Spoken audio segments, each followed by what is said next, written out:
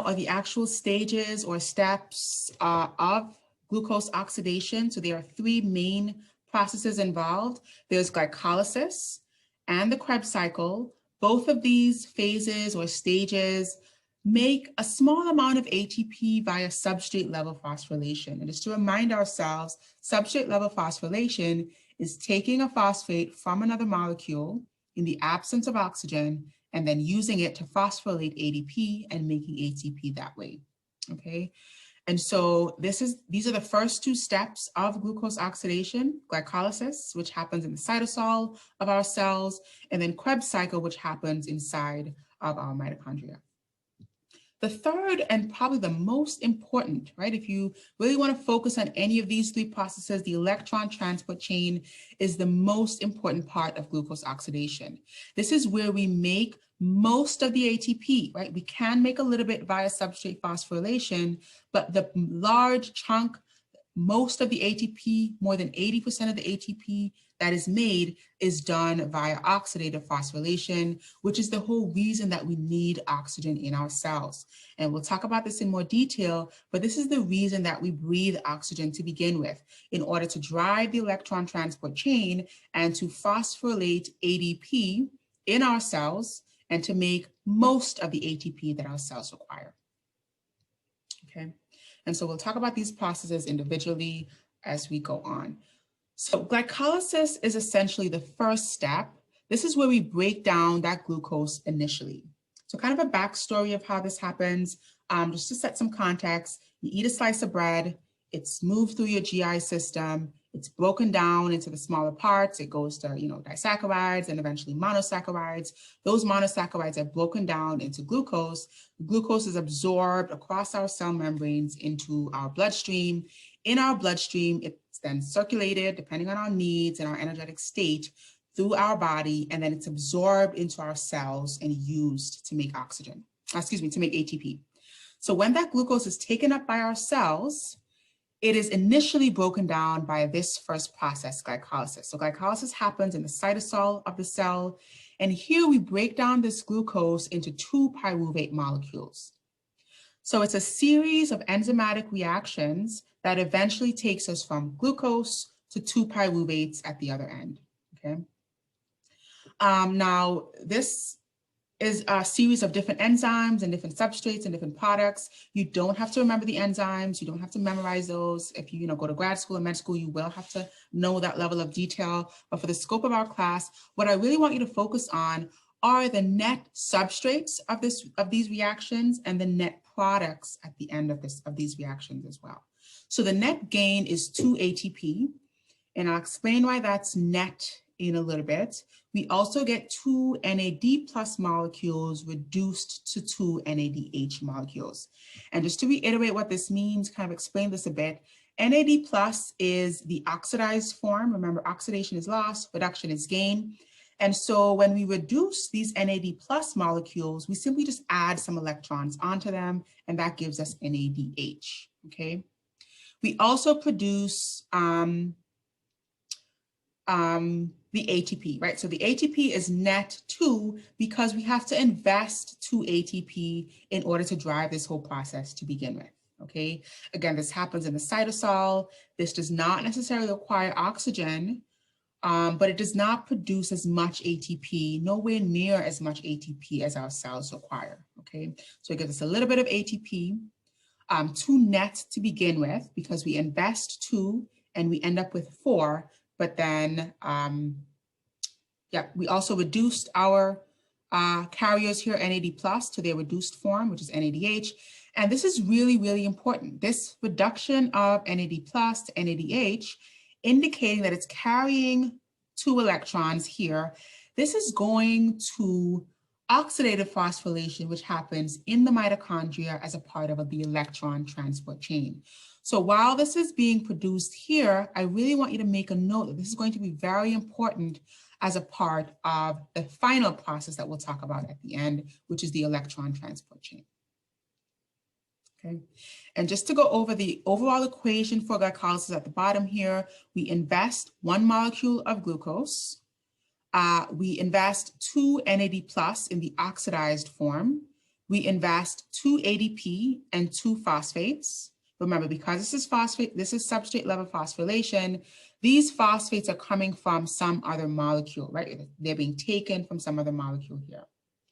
And on the other end, we end up with 2 pyruvate, 2 NADH, 2 H+, meaning that these are now in their reduced form carrying electrons, and then 2 ATP net, right? Net because we had to invest 2, and although we make 4, we have to subtract the 2 that we invested. So here is what those enzymatic reactions look like. Again, you don't have to know the details here, the individual substrates or enzymes, but do understand that it's basically a series of enzymatic reactions, one after the other, after the other, after the other. And although we invest 2 ATP, at the midpoint of this series of reactions, we actually have 2 G3P or 2 glyceraldehyde 3-phosphate. And so we wind up with 2 times our products here at the end, because at the midpoint, this substrate here automatically splits into 2, okay? We invest 2 ATP to begin with, and then we end up with 4 ATP, and so the net yield is 2 ATP only, okay?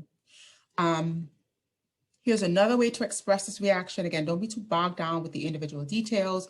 Just understand here that we invest 2 ATP. We eventually produce 4 ATP because this happens twice after G3P. G3P splits into 2. And so every step thereafter in the reaction produces 2 of our substrates and 2 of our products. And so we end up with 2 pyruvate, 4 ATP, but really 2 net because we had to put 2 in to begin with. And those are going to be the products that we release at the end of glycolysis. 2 pyruvate, 2 net ATP, and 2 NADH, H+, which are carrying electrons in the reduced form. Okay, I'm going to pause here again. That was quite a lot. And let me know what questions you have at this point.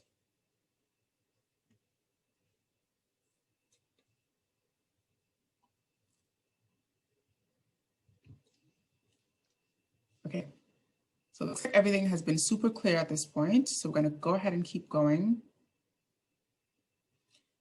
All right, so the second step here or phase here is not really a step of its own. It's not usually identified as a phase of glucose oxidation, but it's an important sort of intermediary step or linking step, it's called, in between glycolysis and the next step, which we're going to talk about, which is the citric acid cycle or the Krebs cycle, okay? And so this sort of intermediary step is how we go from the products that we released from glycolysis, which were those pyruvate molecules. We then, through this enzymatic reaction involving pyruvate dehydrogenase, we then create what's called acetyl-CoA, okay? And so because we are using 2 pyruvate, remember we now have 2 pyruvate per molecule of glucose, and we're gonna now turn that 2 pyruvate via this intermediary linking step into 2 acetyl-CoA, which can then be sent off into the next phase, which is the Krebs cycle. Now, as a byproduct, we're also going to make some more electrons. So we're going to we're going to reduce 2 more or 1 NAD plus into NADH carrying electrons. And then we're also going to make CO2 as a byproduct here for the first time. So there was no CO2 made in that first step, glycolysis, but we do start to see CO2 being produced as a byproduct via the reaction between pyruvate dehydrogenase and making this acetyl-CoA here, okay? And you don't have to know the details here, but essentially we input acetic acid and CoA, and that's how we get the acetyl-CoA that we then send off into the Krebs cycle. The overall reaction for this linking step is the pyruvate that we brought in from glycolysis, CoA, or CoA being the molecule that we're going to use to make acetyl-CoA, and then the oxidized form of our carriers, which will then end up being reduced to carry electrons on the other end. We've got CO2 being released as a byproduct on the other end, and then we've also got acetyl-CoA being released as well. And we want to here, again, bear in mind that although we're showing what happens for a single pyruvate, that we now have 2 pyruvate at this point per molecule of glucose. And so we should end up with 2 acetyl-CoA, 2 CO2, and 2 NADH plus per molecule of glucose in terms of the linking step products. I also want to reiterate this happens in the mitochondrial matrix. So if you think about the mitochondria, right, you should remember your cellular organelles. The mitochondria we termed as the powerhouse of the cell. Because of this involvement with energy production, we call the mitochondria the powerhouse. And so within the central part of the mitochondria, we have the matrix. That's where this step is occurring. So just to contrast that to where glycolysis happens. Glycolysis happens out in the cytosol, and then we have the linking step happening within the matrix of the mitochondria. All right. The next step here, really the second large phase of glucose oxidation, is called the Krebs cycle. And the Krebs cycle also called the citric acid cycle, sometimes the TCA cycle, is really a cyclical metabolic pathway. So very similar to glycolysis in terms of its basically being a series of enzymatic reactions that create that create product turns to substrate, and then create substrate again, substrate turns to product. And so basically a cyclical ring of these enzymatic reactions that input acetyl-CoA coming from that linking step, and eventually give us some more reduced forms of our carriers, which are shuttling more electrons to oxidative phosphorylation. We have FADH2 as another version of this carrier, but it's doing the exact same thing. It's being reduced to where it's now carrying some electrons, and those are going to be shuttled off to the electron transport chain, which we'll talk about next. We also have more CO2 being released as a byproduct here. And then we also have more ATP being produced. Just to reiterate here, this is being produced via substrate level phosphorylation. In other words, this does not need oxygen, and this is using phosphates that are on other molecules, okay? We also want to input some water as a part of this process. And the reason that we call this a cycle or a cyclical reaction is because the product of the entire reaction is the same substrate of the entire reaction. So we go from acetyl-CoA all the way around these cyclical enzymatic reactions, and we end back up with acetyl-CoA. And so this slightly differs from what we saw with glycolysis, which is there was this linear series of reactions where we started with glucose, ended up with pyruvate. Here, we start at acetyl-CoA and we end back up at acetyl-CoA. Geez, I cannot speak today. We start at acetyl-CoA and we end up at acetyl-CoA at the end, okay? And so what we really want to point out here in terms of the overall reaction is that we invest acetyl-CoA coming from the linking step. We invest the oxidized form of our carriers, NAD+, as well as FAD for the first time here. This is also an electron carrier. We also invest ADP, and we invest phosphates and some water, because this is a condensation reaction, a hydrolysis reaction. And on the other end, we end up with 2 CO2 as a byproduct, 3 NADH, which is now carrying electrons, 3 electrons, FADH2 also in the reduced form, now carrying electrons, and then ATP at the end, and then the CoA. Remember, CoA is where we end up at the end. So that makes us that cyclical reaction as opposed to glycolysis, which is more linear. All right. And here's what the actual enzymatic reactions look like.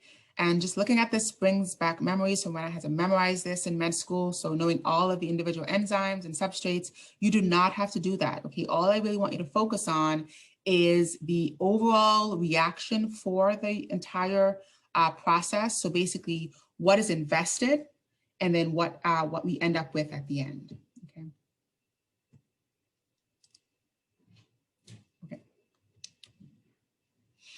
All right, I'm not going to get into oxidative phosphorylation. We'll begin this on Monday, but this is the third phase of glucose oxidation.